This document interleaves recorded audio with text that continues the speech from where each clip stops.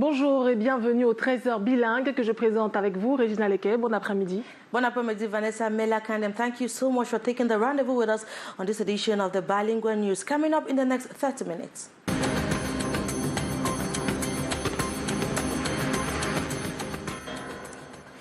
Separatist fighters in Bali, Nyonga, Mezam division of the Northwest region have this Thursday exceptionally accorded 2 hours for drivers plying the Bamenda-Manfe road to carry on with their activities. This follows close to 1 week of a separatist-imposed blockade on the Trans-African Highway. The fighters were protesting the killing of 6 of their men, which I'll be telling you more in this Newscast Plus. Éliminatoire Coupe d'Afrique des Nations 2022, le Cameroun affronte ce jeudi le Mozambique dans la poule F. Le match se jouera au stade de la réunification de Douala. Et également dans l'actualité sportive, le Cameroun est champion du monde de sambo dans la catégorie des moins de 100 kg. Le président de la Fédération nationale s'exprime dans ce journal. And hundreds of Cameroonians have again been scammed by another fictitious investment company popularly known as CS Mekit Invest. Victims of this money scam are lamenting over 700 million francs CFA made away by the company. This and more coming up in a bit. Également dans le registre des faits de société, nous ferons un tour dans le village Lélé-Mointong où les populations consomment de l'eau du puits par manque d'eau potable et souffrent assez souvent de maladies hydriques. Une de votre journal.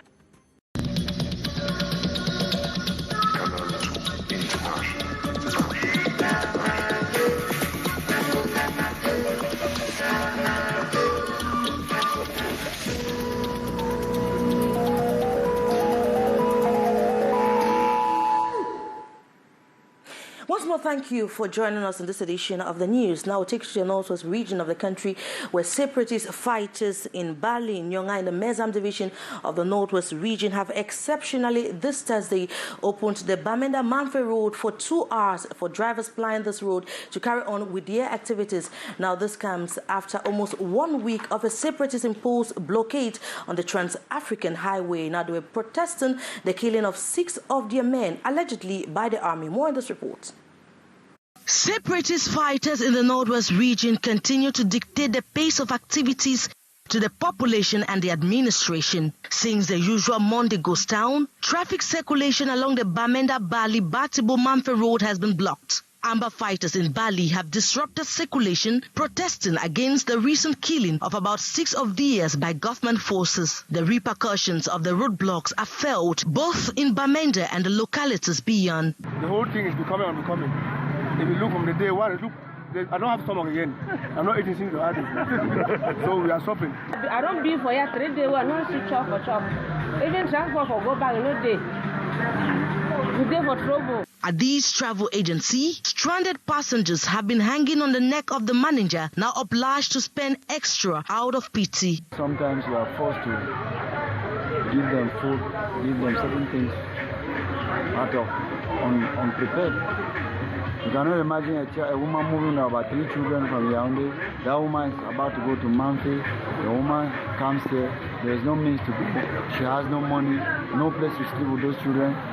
You cannot see them just sleep like that. Petty traders making a living out of the transport sector are on their knees like those selling the much-cherished palm wine from Batibo. Now, wait till we get we even say again as small carry for trouble. Whenever we say now come motor the never that boy that they want we say motor the number. At press time this Thursday, there was information that the fighters have specially accorded 2 hours for vehicles to ply this Trans-African highway that goes right to Nigeria, after which the stalemate will continue till Saturday.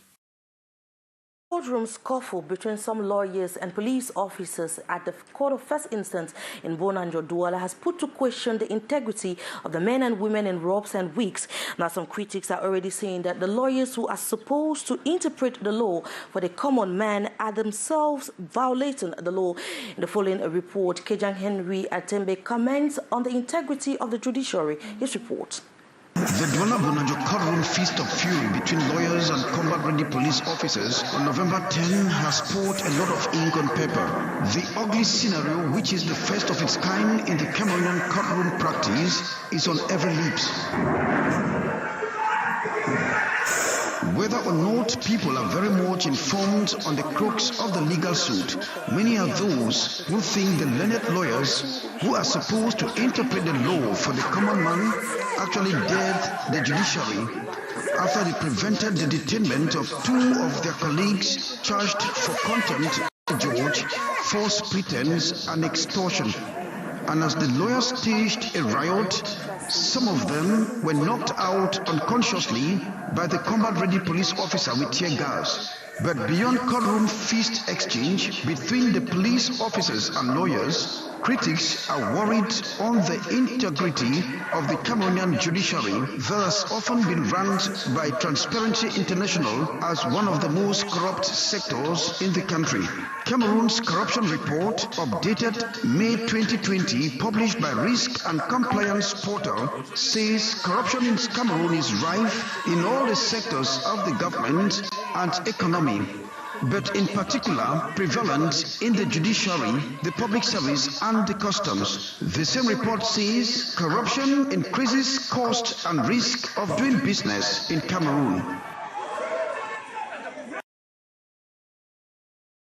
Recorded in the nation's capital, Yaoundé, recently, the senior divisional officer for Fundi has issued an order prohibiting the entry into bars and restaurants with bars.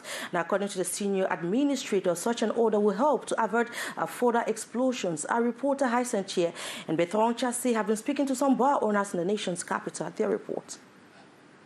Downcasted, hands on the head and jaws, arms folded in disappointment. Office completely locked, no trace of any authority at the said building. Where are those in charge of Make It Invest, Tropicana Yaoundé? Only God knows. The hundreds of Cameroonians wandering from one corner of the building to another with one language: we need our money. One Mr. Mebenga, owner of the fictitious investment company, is the name on every lip. A rough estimate of what the victims are demanding stands at over 700 million francs CFA, and at the moment, there is no hope of regaining a single franc. Jusqu'aujourd'hui, nous ne sommes pas payés. Et là, nous sommes venus aujourd'hui, c'est fermé. Nous ne savons pas pourquoi c'est fermé, pourquoi ce n'est pas fermé. On appelle au téléphone, le numéro qu'on nous donne, rien ne passe, personne ne prend. The victims accuse state agents of complicity. The presence of uniformed men motivated them in pumping in huge sums of money into the black business. We noticed that the enterprise was guarded by military security forces, gendarmes with badges and guns of the state of Cameroon. That is why we invested in it. So, the state has the responsibility to help us recover our money. The governor of the central region, Nasseri Paul Biya, had earlier ordered the closure of such mafia business on the 11th of September and all money reimbursed. But 2 months after, there is no sign of any franc. Hard to understand. 3 similar stories within a short while. Mida in Yaoundé, Leadership Academy in Douala, and now Make It Invest. When shall Cameroonians learn their lessons? Question for another day. That was rather a report about hundreds of Cameroonians that have again been scammed by a fictitious investment company known as Make It Invest. Let's now bring you the report where the senior divisional officer for Fundi has issued an order prohibiting people from entering into bars and restaurants with bar. Now, this is a measure that is intended to curb further explosions which have been recorded in Yaoundé in recent time. Once more, Hysen here. It is a positive reaction towards the communique of the senior divisional officer of Fundi prohibiting clients entering any drinking spot or restaurant with bags of any kind. To the trade unionist, the decision will foster proper security checks in bars. For us, it's a good decision.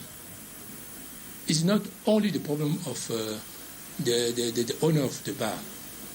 It's the problem of our clients. For our activity, we need security. Bar owners explain it is for the good of both the seller and the client, and as such, it is important to rally behind the and explosive in some quarters in Yaoundé.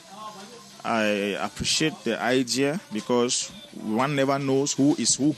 Faced with the high security threats all over the country, many wish the decision. L'ouverture de ce snack.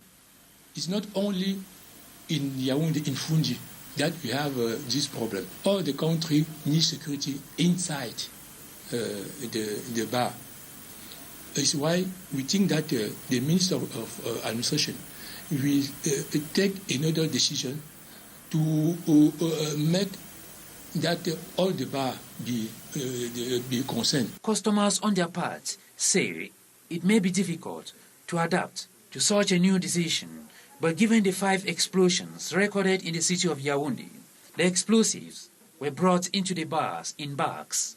It is therefore imperative to respect such order and save lives. Nous allons poursuivre ce journal en société. Dans le Bas-Mékim, les populations sont mécontentes de leurs conditions de vie. Manque d'eau potable, de routes et autres infrastructures. Une situation qui dure depuis trop longtemps alors que de nombreux projets ont été initiés et certains parmi eux datent de 2008. Patricia Naoussi, Moïse Ndjébé. Plusieurs projets non maturés depuis 2008. Des plaintes à n'en plus finir autour du préfet et du nouveau président du budget d'investissement public dans le Bas-Mékim. Et pour cause, la fugue des prestataires. Au nombre de 30, les délégués départementaux ont confié solennellement leurs différents projets aux jeunes députés Moustapha Saya Kaimama afin de porter leurs doléances auprès du gouvernement. Le projet nous préoccupe sérieusement, étant donné que nous avons été abusés par l'adjudicataire qui avait été désigné à cet effet, n'est-ce pas, à l'issue de l'appel d'offres passé. Dans la panoplie, le bâtiment qui sert de délégation départementale des transports, suffisamment étroit et délabré pour desservir les 5 arrondissements que compte le département. Ce taux est nettement supérieur par rapport à l'exercice de l'année dernière. Réunir tous les projets du Bas-Mékim a été financé pour le compte de l'exercice des exercices 2021, 2022, 2023. L'eau potable, une denrée rare, toujours pour défaut de livraison. De l'eau potable pour que les populations puissent avoir de l'eau, accès à l'eau et les maladies sont un peu écartées. Le village Biangena souffre également d'un problème d'eau. Il n'a jamais bénéficié d'un forage depuis sa création. À un jet de pierre de la Bougade se trouve l'unique source qui ravitaille toute la ville de Ntui en eau potable. Il y a un sentiment d'engagement de pouvoir servir mon pays au niveau local avec le soutien de toutes les populations et sous l'impulsion de l'exécutif municipal. Nous allons nous employer à traduire en actions concrètes, en actions de développement. Après avoir recueilli les différentes plaintes, les jeunes députés s'engagent à l'attention des autorités compétentes. La population de l'Élé-Mointong dans l'arrondissement du Mungo vit également la galère du fait d'un manque criard d'eau potable. Cette dernière n'a d'autre choix que de se tourner vers l'eau des puits malgré sa qualité douteuse. Les cas de maladies hydriques sont assez fréquents dans la zone où tous les espoirs sont mis sur les autorités. Devariunda, Luciano Djakou. L'eau potable, nous disait-on à l'école primaire, doit répondre à un certain nombre de critères. Elle doit être propre, incolore, sans saveur et inodore. Si l'on s'en tient à cette définition, le liquide dans ce seau n'a donc rien à voir avec de l'eau potable. Un liquide qui est malheureusement consommé de tous ici, causant ainsi de nombreuses maladies. Nous sommes à l'Élé-Mointong, dans l'arrondissement de Mélon, département du Mungo. On peut aussi noter les infections parasitologiques, ce qui est dû à la consommation de l'eau malpropre ici, qui laisse très souvent voir des helminthes dans le sel, ici après l'analyse au laboratoire. Même si certains habitants attribuent la récurrence de ces maladies au changement des saisons, l'insalubrité et la consommation des eaux impropres sont également pointés du doigt à grand renfort d'arguments. On constate qu'il y a beaucoup de maladies qui sévissent. Par exemple, le paludisme, la typhoïde, le feu de nuit, la toux, etc. Et je pense que c'est beaucoup plus dû au changement de saison. Nous sommes dans un environnement aussi où il n'y a pas d'eau potable. À l'Élé, par exemple, il n'y a aucun point d'eau potable. Les gens boivent l'eau du puits. Il y a des insectes qui font leur apparition en ces moments précis. Et ces insectes donc peuvent à eux seuls causer plusieurs maladies de la peau. Une sonnette d'alarme en matière de sensibilisation sur l'insalubrité s'impose, mais aussi l'approvisionnement des villes et villages de l'arrondissement de Mélon en eau potable, d'où l'interpellation des autorités municipales. Pendant ce temps, un salon du lavage des mains s'est ouvert dans la capitale. Une première édition qui met en exergue les innovations des jeunes Camerounais qui se sont démarqués dans la fabrication de kits et autres appareils qui facilitent le lavage des mains avec de l'eau propre et du savon. L'initiative permet en même temps de promouvoir de nouveaux moyens de lutte contre la Covid-19. Karel Mesatiatoya, Luc Vondo, c'est ce reportage. Des kits hygiéniques de lavage des mains à pédale. Le mode de fonctionnement tel qu'ici démontré limite tout contact. L'application du savon liquide, le système d'ouverture et de fermeture de la vanne d'approvisionnement en eau passe par le système de train à pédale. Un système inclusif à usage facile pour les personnes handicapées, les aveugles surtout. Les pédales sont faites en rouge, ce n'est pas par hasard. Par exemple, les déficients visuels, ils captent facilement le rouge et leur permet d'avoir facilement accès à la pédale, donc d'ouvrir le robinet ou bien de s'approvisionner en savon liquide. On sait que les aveugles ont un sens du toucher très avancé. Donc, quand vous leur montrez qu'il faut appuyer ici, il faut appuyer là-bas, ils captent facilement. L'une des innovations de la jeunesse camerounaise, ici exposée au Palais polyvalent des sports de Yaoundé. C'est à l'occasion du Salon de l'innovation sur le lavage des mains à l'eau et au savon. Cette toute première édition arrive au moment où le Cameroun est engagé dans la lutte contre la Covid-19.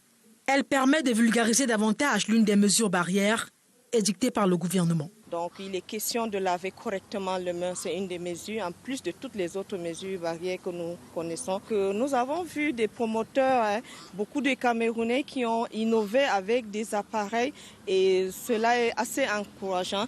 Nous demandons d'ailleurs, nous encourageons les populations de la ville de Yaoundé à venir visiter ce salon. Ouvert ce 11 novembre, le salon s'achève demain. L'événement est couplé à la célébration de la Journée mondiale du lavage des mains qui a pour thème cette année l'hygiène des mains pour tous. Nous le disions au titre, le Cameroun vient de réaliser un exploit au championnat du monde de sambo. L'athlète Seydou Ndimolu a décroché la médaille d'or de la discipline face à l'Ukrainien Voloshinov Anatolia dans la catégorie des moins de 100 kg. Notons que c'est la première fois qu'un Africain décroche un tel titre. En plus de cela, le Cameroun a raflé une autre médaille en bronze.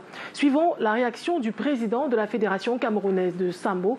Il est au micro d'Alain Gisselin-Kanga. Victoire de la foi.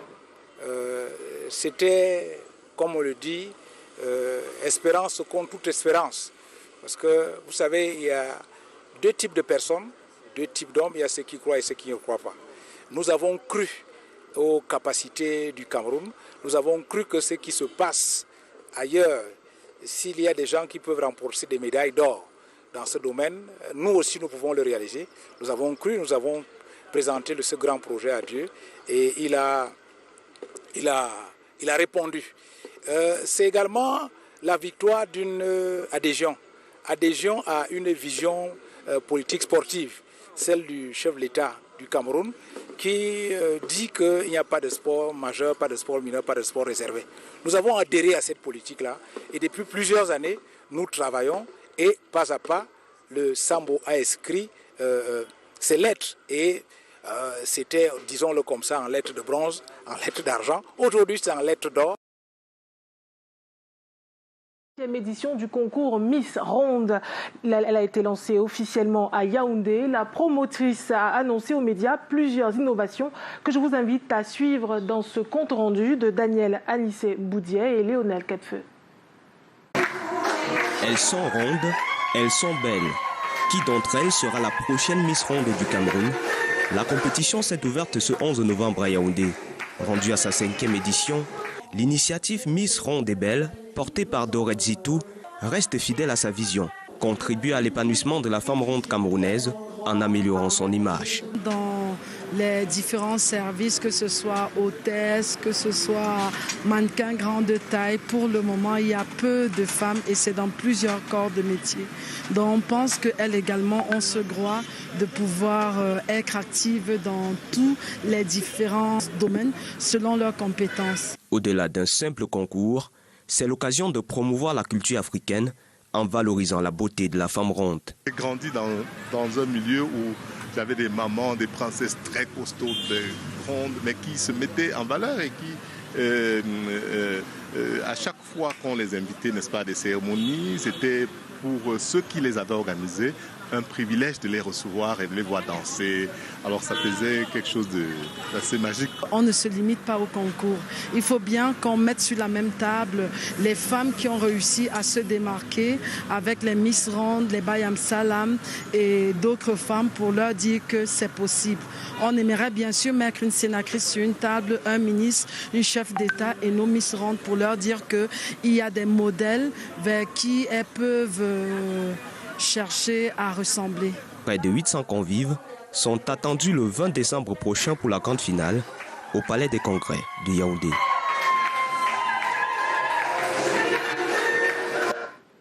And in more cultural news, the stars of Kassav, Joycelyn Beirut and Jacob Desvarieux, will be thrilling the population of Yaoundé this Friday. The information was disclosed at a press gathering in Yaoundé. Our reporter Beatrice Ngamo and Constant Kamga were there.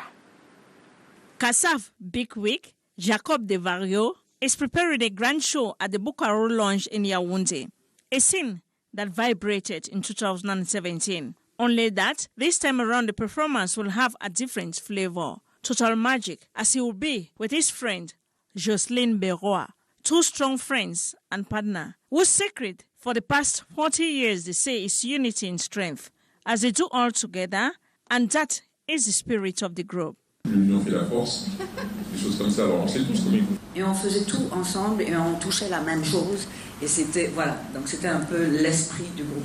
Same group spirit that has led to the creation of their own musical style, a style that has a kind of blend of Africa and the Antilles.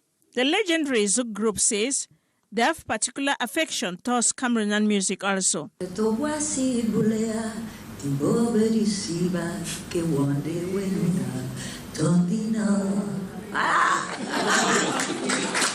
The angelic voices of Jacob Desvarieux and Jocelyn Beroa at Bukaro Lounge, that will be arranged with strict respect of the COVID-19 barrier measures in place, as reiterated by the co-promoter of Bukaro Lounge, Laurent Brand.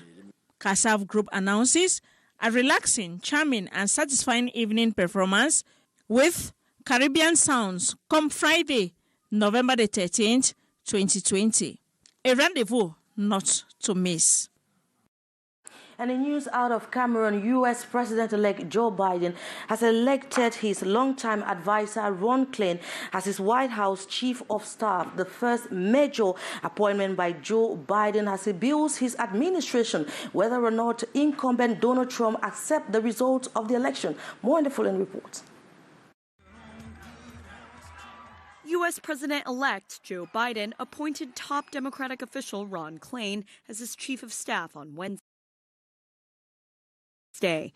Klain is one of Biden's closest confidants and first worked for him in 1989, back when Biden was a U.S. Senator. Klain was also in charge of the Obama administration's response to the Ebola health crisis in 2014 during Biden's time as vice president. A fierce critic of Republican President Donald Trump's handling of the coronavirus pandemic, Klain is expected to be a key figure in the Biden administration's response. In a statement, Biden said, quote, "Ron has been invaluable to me over the many years that we have worked together, including as we rescued the American economy from one of the worst downturns in our history in 2009 and later overcame a daunting public health emergency in 2014. Klain, for his part, in a Wednesday statement, called his appointment the honor of a lifetime. He was most recently senior advisor to Biden's presidential campaign. Let's now take you back to the nation's capital, Yaoundé, where our reporter Beatrice Ngamo is standing live for us at the conference center in Yaoundé, where the National Assembly has opened its budgetary session, and the Speaker of the Assembly, Kavaye Gejibri, has called on indigents of the Southwest region, the Northwest region, and Far North region of the country that the situation in Kumba, the school massacre, should be a clarion call. Hello, Beatrice Ngamo. What's the update right now? Good afternoon, Regina. The third and last ordinary session of Parliament has been opened this day by House Speaker Honorable Kavaye Gejibri for the National Assembly. It should be noted that it is a session beginning against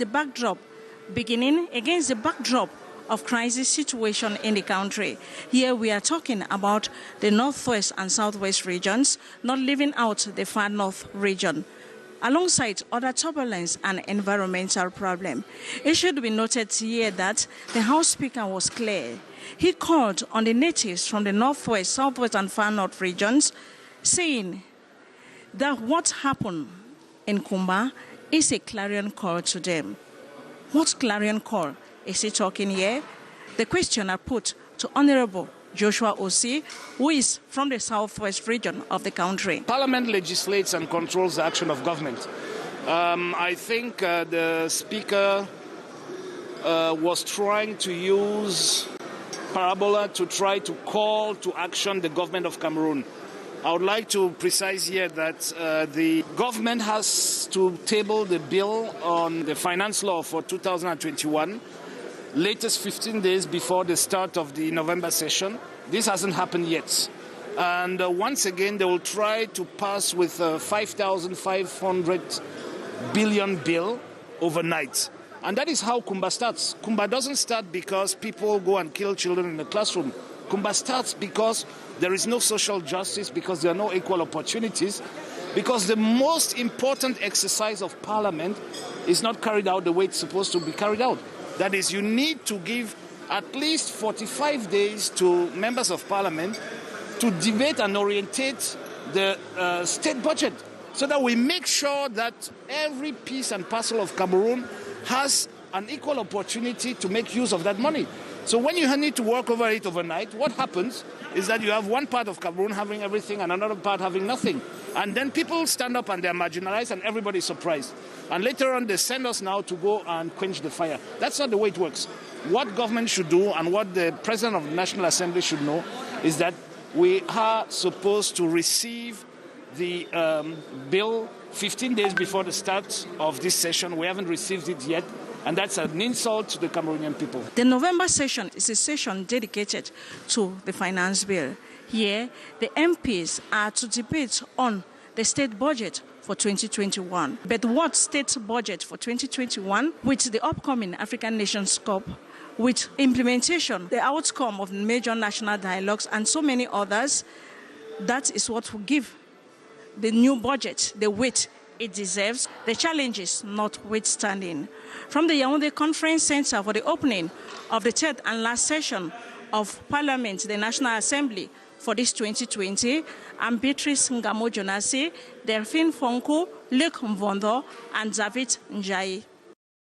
Thank you very much, Beatrice Ngamo and the entire team for that report. Bon après-midi, Vanessa Melakandem. Avant de nous quitter, Régina, rappelons que dans quelques heures, les Lions indomptables descendront dans l'arène face au Mozambique. Une rencontre qui va se disputer à huis clos au stade de la réunification de Douala. Marc Chouamo et Luciano Djakou suivent pour nous cette actualité.